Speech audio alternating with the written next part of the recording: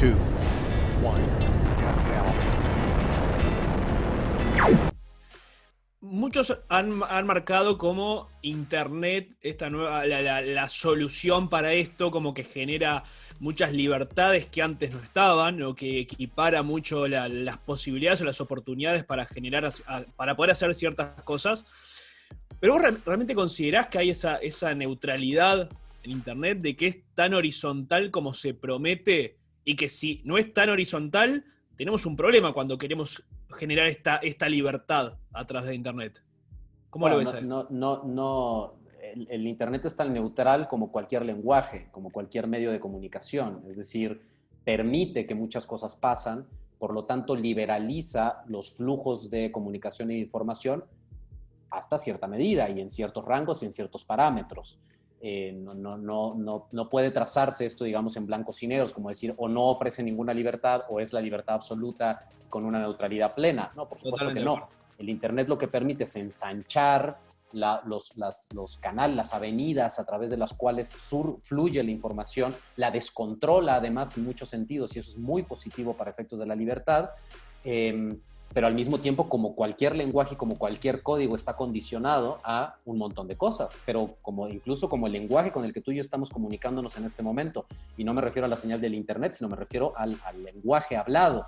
El lenguaje hablado, tu comunicación y la mía, depende de una matriz de símbolos verbales, incluso con las manos, cómo nos movemos, y estamos condicionados también por eso, por el tipo de lenguaje que usamos.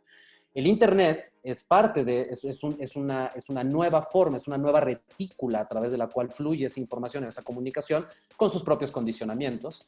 Y que obviamente pasan por muchas cosas que que mucha gente ya conoce, con cómo están programados los algoritmos, quiénes son los dueños de las empresas recordemos que el Internet no es otra cosa más que la conexión de, como decimos en México, de un chingo de computadoras por todos lados, que son servidores. Entonces, ¿quiénes son los dueños de las computadoras? ¿Dónde están ubicadas? ¿Ahí te parece, ahí te parece que puede radicar alguno de los factores que pueden ir contra la libertad del uso de Internet? Me parece que puede hacerlo, y ahí hay una batalla muy interesante y una tensión entre la relación que hay entre tecnología y política y derecho y economía. Son una serie de variables que están en disputa permanente, porque si asumimos que la tecnología es una variable que está descontextualizada, que está fuera de toda realidad y que opera sola, digamos, sin ningún tipo de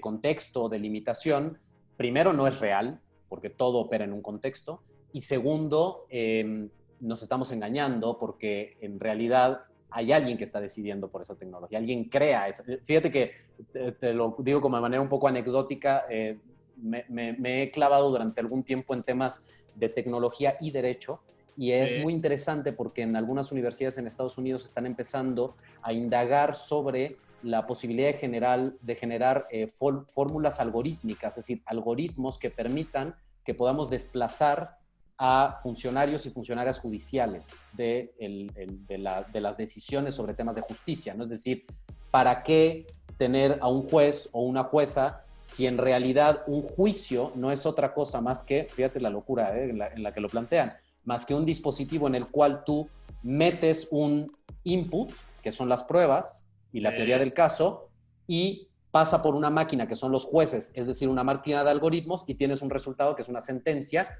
es decir, el resultado de ese algoritmo. Entonces lo que dicen es, hagamos computadoras donde tú simplemente metas esta variable y te produzca sentencias, ¿no? Y uno dice, bueno, pues puede sonar muy interesante, pero entonces lo que ocurre no es que entonces ya no va a haber la mano humana metida en la decisión judicial, es que lo que va a haber es la mano humana metida en quien diseña el algoritmo que va a terminar produciendo el resultado de la sentencia. Entonces, lo que intento decir con esta pequeña digresión es que en realidad no es que la tecnología nos permita neutralizar del todo, es que lo que hace es que traslada de un lado a otro la forma en la que se decide cómo fluye la información y cómo se generan los controles. Pero no solo la forma, sino también tal vez esa hiperconcentración del poder. Sí, puede ser o puede no ser también. Es decir, y por eso digo que depende en qué red opera ese desarrollo tecnológico. Si tú agarras el Internet y lo ubicas en un contexto de autoritarismo político, de hiperconcentración de la riqueza, etcétera, bueno, tienes el caldo perfecto para que el Internet no haga ninguna diferencia en la hiperconcentración del poder. Si por el contrario insertas el Internet en una retícula donde lo que hay son parámetros de democracia, transparencia, medición de la riqueza para saber quién es el dueño de los servidores, que se sometan a determinados estándares de rendición de cuentas y de transparencia sobre sus decisiones, etcétera, pues la posibilidad de liberalizar entonces y de diluir o de desagregar esa concentración del poder, pues es muchísimo más clara. Gracias por estar del otro lado. Te invito a que te suscribas al canal de YouTube de Acelerar la Curva haciendo clic ahí, en el botón rojo que dice suscribirse, así te enterás antes que nadie, de primera mano, cuando subamos los nuevos contenidos. Y también que nos busques en las redes sociales, en Facebook, en Instagram y en Twitter, así te sumás a la comunidad de Acelerar la Curva.